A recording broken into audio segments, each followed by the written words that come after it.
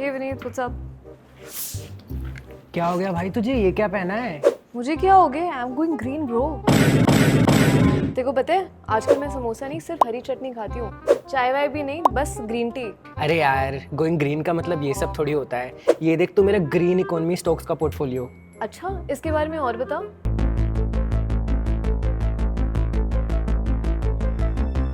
500 gigawatt India का plan है कि 2031-32 तक वो 500 gigawatt power non fossil fuel sources से जनरेट करें। मतलब इतनी बिजली के करीब 5 करोड़ घर उसे यूज कर पाए। नॉन फॉसिल फ्यूल्स और रिन्यूएबल्स में बहुत बड़ा फर्क है। बाय द वे, रिन्यूएबल मतलब ये एनर्जी सोर्सेज अपने आप नेचुरली रिप्लेनिश हो सकते हैं, लेकिन नॉन फॉसिल फ्यूल्स मतलब सिंपल मीनिंग में कि वो एंशिएंट प्लांट या एनिमल सोर्सेज से नहीं आते। जैसे nuclear power non fossil fuel है, लेकिन रिन्यूएबल एनर्जी नहीं माना जाता। गवर्नमेंट ने 500 गीगावाट का टारगेट तो सेट किया ही है। साथ में याद है इंटरिम बजट 2024, उसमें रूफटॉप सोलर स्कीम के बारे में क्या कहा गया था?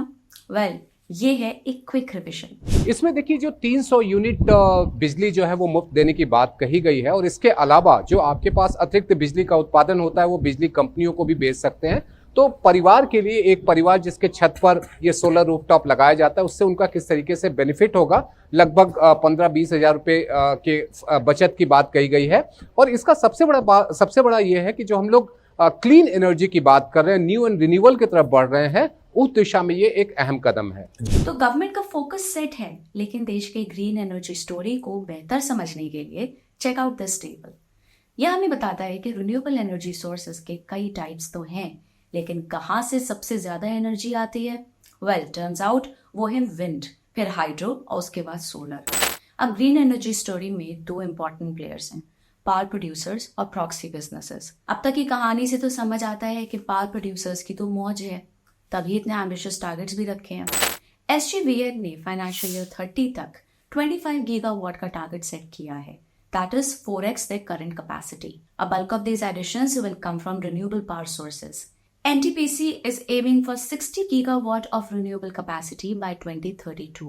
2030 तक टाटा पावर की 70% कैपेसिटी रिन्यूएबल्स की होगी, and by 2045 they have set sights to completely phase out thermal power. अब प्रॉक्सी प्लेयर्स की बारी। ये मूवी के सपोर्टिंग कैरेक्टर्स की तरह हैं, जो हमारी ग्रीन एनर्जी स्टोरी को आगे बढ़ाएंगे।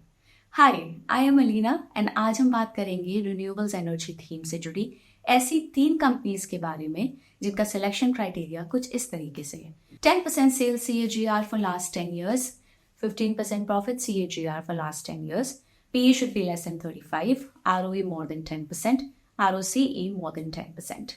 First is Voltam Transformers. अरे ये स्टॉक्स के बीच में ट्रांसफॉर्मर्स कहाँ से आ गया? वो मूवी तो कब की निकल गई थी। अरे बम्बल भी ऑप्टिमस प्राइम वाले ट्रांसफॉर्मर्स की बात नहीं कर रही है, ये सुन। जनरेटिंग स्टेशन से प्रोडक्शन के बाद ट्रांसफॉर्मर्स के जरिए पावर को डिस्ट्रीब्यूट किया जाता है। पावर जनरेशन इतनी बढ़ेगी तो जाहिर सी बात है कि आपको उससे जुड़ी ट्रांसमिशन एंड डिस्ट्रीब्यूशन इंफ्रास्ट्रक्चर को भी अपग्रेड करना पड़ेगा। क्वाइट लॉजिकली आपको ट्रांसफॉर्मर्स की डिमांड भी बढ़ती नजर आनी चाहिए। ये बड़ौदा बेस्ड कंपनी इस वक्त एक स्वीट स्पॉट पे प्लेस्ड है।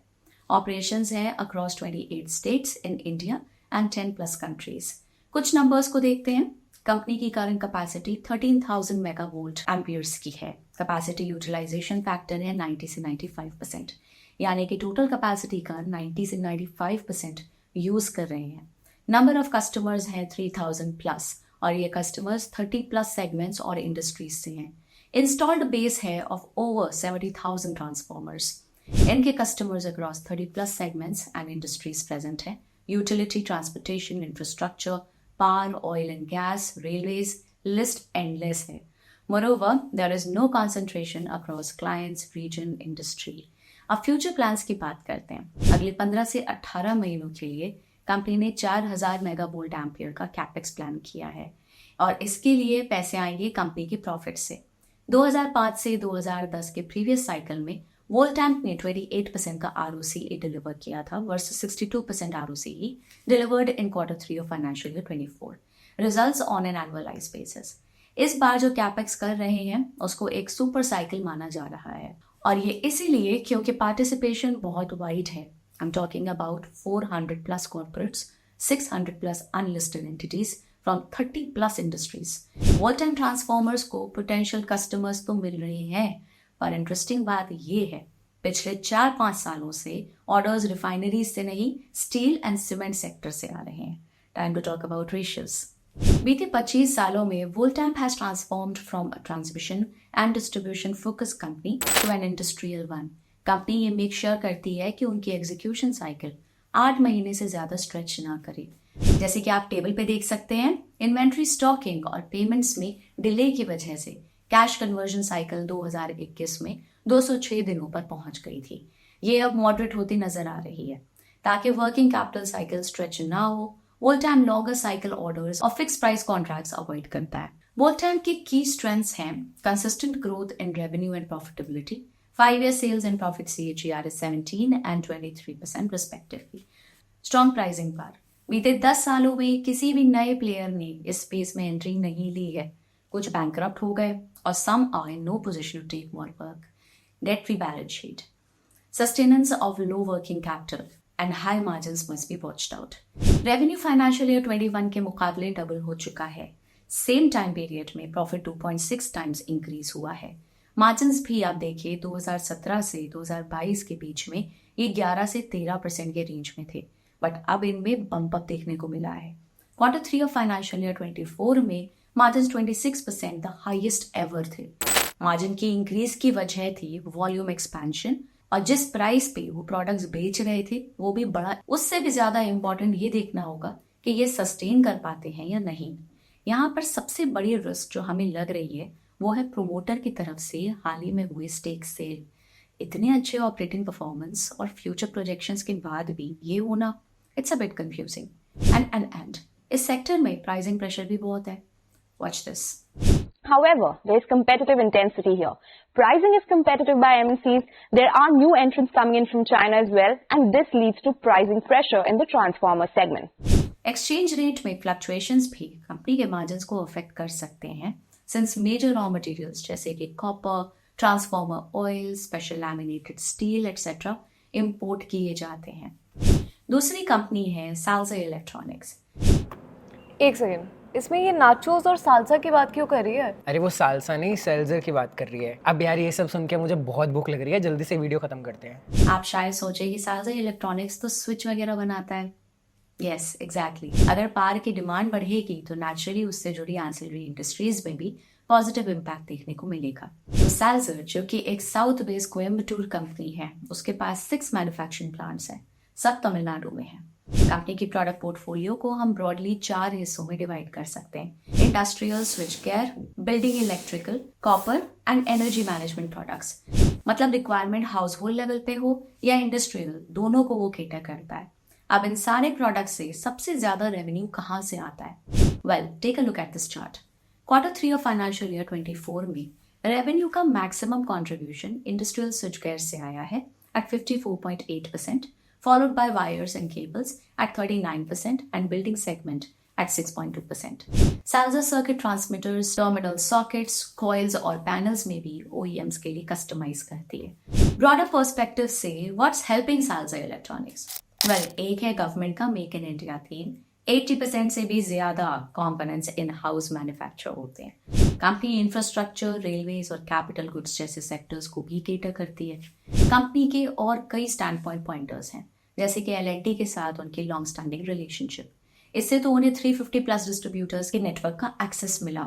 हमने उनके फाइनेंशियल रिपोर्ट्स और इन्वेस्टर प्रेजेंटेशन से इन्हें कलेक्ट किया है और ये आपकी स्क्रीन पे अब होंगे. आप चाहें तो वीडियो को पॉज करके इन्हें आराम से भी पढ़ सकते हैं.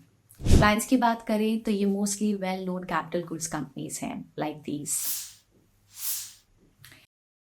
प्रोडक्ट डेवलपमेंट के लिए साल्जा ने कई MNCs के साथ कोलैबोरेशन भी किए हैं. ये हैं टाई-अप्स जैसे कि अमेरिकन कंपनी C3 कंट्रोल्स या ट्राफो मॉडर्न के साथ, या फिर EV मार्केट में एंटर करने के लिए जॉइंट वेंचर्स. लेकिन साल्जा अपने ब्रांड और डिस्ट्रीब्यूशन को और कैसे लेवरेज कर पाया है? वेल, 2019 में हुआ KC इंडस्ट्रीज का एक्विजिशन. जब से एक्विजिशन हुआ है, KC इंडस्ट्रीज के सेल्स डबल हो चुके हैं and profitability has gone up by 3x, although on a small basis. Share holding pattern में कुछ नोटवर्दी डेवलपमेंट्स देखने को मिले हैं. Look at this table.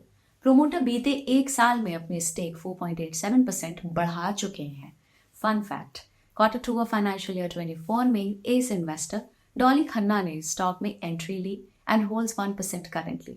Future outlook सुनते हैं कंपनी के जॉइंट एमडी राजेश दोराईस्वामी से। The focus for us is to introduce more new products on the industrial switchgear front and also the building electrical segment, which is still a very small segment for us, but we expect this to grow much faster. The other new thing that we have got in is the EV fast chargers. That will be a new investment that we will be making in the next 1-2 years. Salsa का focus है अपने exports के share को बढ़ाना, for which it is entering new geographies. Sector diversification is all of this is on the cards. उसके ऊपर से as per management अगले 3 से 4 साल में कंपनी की टॉप लाइन डबल होती नजर आएगी। Well, at least ये आइडियल सिनेरियो है। स्विच के सेगमेंट में सालसा 15 से 20% ईयर ऑन ईयर का ग्रोथ एक्सपेक्ट कर रही है। High margin value added products पे भी कंपनी का जोर रहेगा। पोटेंशियल रिस्क भी हाईलाइट करना जरूरी है। बीते 5 सालों में डेट लेवल्स ऊपर जाते हुए दिख रहे हैं और ये क्योंकि वर्किंग कैपिटल की डिमांड्स भी बढ़ी हैं। गोइंग फॉरवर्ड मैनेजमेंट डेट इन्हीं लेवल्स में मेंटेन करने को देख रही है। फाइनेंशियल्स देखें तो कंपनी ने हमेशा steady and consistent numbers post किए। किसी भी साल कंपनी घाटे में नहीं आई। मार्जिन्स जो फाइनेंशियल ईयर 23 तक घट रहे थे उनमें अब रिवर्सल आई है because of change in product mix, better realisations and falling raw material prices. तीसरी कंपनी है पान मैक प्रोजेक्ट्स। अरे मुझे ये कंपनी पता है, ये कंपनी तो पावर प्लांट्स को कंस्ट्रक्ट और ऑपरेट करती है ना। बिल्कुल सही। और जैसे जैसे पावर की डिमांड बढ़ेगी इस कंपनी के ग्रोथ के चांसेस भी बढ़ सकते हैं। कंपनी के बिजनेस वर्टिकल समझते हैं। Number 1, industrial construction. Basically company power, petrochemicals, oil and gas, steel जैसे सेक्टर्स के लिए कंस्ट्रक्शन प्रोजेक्ट्स करती है, जैसे बॉयलर, टर्बाइन, जनरेटर बनाना, ETC यानी कि erection, testing and commissioning projects undertake करती है। एनर्जी ट्रांसमिशन के लिए क्रॉस कंट्री पाइपलाइंस भी कंपनी बनाती है। Number 2, infrastructure construction. जितने भी सिविल वर्क्स होते हैं, फाउंडेशंस, डेक्स, चिमनीज, ग्रीन बिल्डिंग्स, ये सब चीजें, रेलवेज, रोड्स एंड वाटर के EPC प्रोजेक्ट्स भी कंपनी अंडरटेक करती है। नंबर 3, माइनिंग इंफ्रास्ट्रक्चर में भी कंपनी की प्रेजेंस है। नंबर 4, जब कोई steel manufacturing company iron ore के प्रोडक्शन में इन्वॉल्व हो जाए तो इसे हम ऑपरेशंस को बैकवर्ड इंटीग्रेट करना कहते हैं। यानी कि आपने अपने रॉ मटेरियल प्राइसेस में वॉलेटिलिटी से बचने के लिए इन हाउस प्रोडक्शन चालू कर दिया। काइंड ऑफ लाइक जब कोई होम शेफ अपने इंग्रेडिएंट्स को खुद के गार्डन में उगाता है, ठीक उसी तरह पावर मैक प्रोजेक्ट्स भी बड़े भारी स्टील और मेटल के बने स्ट्रक्चर्स को मैन्युफैक्चर करती है। Things like high pressure tanks, hydro turbines, और ये इनके power and non power sectors में यूज होते हैं। और नंबर 5, इंडस्ट्रियल सर्विसेज। आसान भाषा में इन सभी बनाए हुए स्ट्रक्चर्स की देख और मेंटेनेंस रखना। कंपनी अपना IPO फाइनेंशियल ईयर 16 में लाई थी और तब इनकी ऑर्डर बुक 3500 करोड़ रुपीस की हुआ करती थी, जो अब जाके करीब 57,300 करोड़ पे पहुंच चुकी है। That is 16 times their financial year 23 revenue. Order book मतलब कस्टमर्स से कितने ऑर्डर्स मिले, और इस फिगर को रेवेन्यू या इवन प्रॉफिट में बदलना थोड़ा रिस्की है, और ये है क्योंकि शायद सारे प्रोजेक्ट्स एग्जीक्यूट ना हो। लेकिन कंपनी के पास है एक सॉलिड ट्रैक रिकॉर्ड, वो भी टर्न की प्रोजेक्ट्स में, मतलब क्लाइंट को मिला रेडी टू यूज प्रोडक्ट। तो इस कॉन्टेक्स्ट में ऑर्डर बुक में रेवेन्यू या प्रॉफिट के कन्वर्जन के चांसेस हाई हो सकते हैं। फाइनेंशियल ईयर 24 में मैनेजमेंट ने 10,000 करोड़ के ऑर्डर इनफ्लोज का गाइडेंस दिया है ex MDO। Look at this map. पान मैक की ग्लोबल फुटप्रिंट बढ़ी है। नॉर्दर्न अफ्रीका, मिडिल ईस्ट और साउथ ईस्ट एशिया इनके अहम मार्केट्स हैं। अब इन्वेस्टर्स को कंफर्ट किस चीज से मिलता है? वेल, 2 चीजें, पान मैक की हाई प्रोफाइल क्लाइंट बेस और उनके लॉन्ग टर्म रिलेशंस दूसरी capital goods and utility companies के साथ। एक साइक्लिकल और कैपेक्स ड्रिवन सेक्टर होने के बावजूद पान मैक प्रोजेक्ट्स ने अपने फाइनेंशियल्स में स्टेबिलिटी और कंसिस्टेंट ग्रोथ दिखाई है। बारिंग फाइनेंशियल ईयर 21 जिसमें पैंडेमिक का इम्पैक्ट था, मार्जिन 11 से 13% के बैंड में स्टेडी रहे हैं। एज पर द मैनेजमेंट आगे जाके मार्जिन प्रोफाइल बेहतर होती दिखेगी as the share of high margin MDO revenue kicks in. By the way, story project commission होकर खत्म नहीं होती, क्योंकि पान मैक ऑपरेशंस एंड मेंटेनेंस सर्विसेज भी देती है, तो मतलब प्रॉफिटेबिलिटी प्रोजेक्ट कमीशन होने के बाद भी बढ़ेगी। डेट टू इक्विटी 0.34 का है। ROE is at 17.9%, ROCE at 22%। अक्टूबर 2023 में कंपनी का QIP आया था 4,085 रुपीज पर शेयर के भाव पे, जिससे कंपनी ने 350 करोड़ रुपीज रेज किए थे और ये था अपने कैपेक्स प्लान्स और वर्किंग कैपिटल नीड्स को फंड करने के लिए। QIP के बाद प्रोमोटर ग्रुप की शेयर होल्डिंग डिप होकर 60.4% पर आ गई, वहीं DIIs की स्टेक बढ़ती नजर आई। आपके फेवरेट ग्रीन एनर्जी स्टॉक्स कौन से हैं, हमें कमेंट्स में बताइए। इस वीडियो को लाइक करिए अगर आपको पसंद आया हो और हमारे चैनल को सब्सक्राइब जरूर करें। जाते जाते don't forget to check out the resources in the comment section. हम आपको याद दिला दें, ये वीडियो सिर्फ एजुकेशनल पर्पसेस के लिए है और किसी भी तरह की कोई बाय या सेल रिकमेंडेशन नहीं है। मिलते हैं अगली बार, बाय बाय।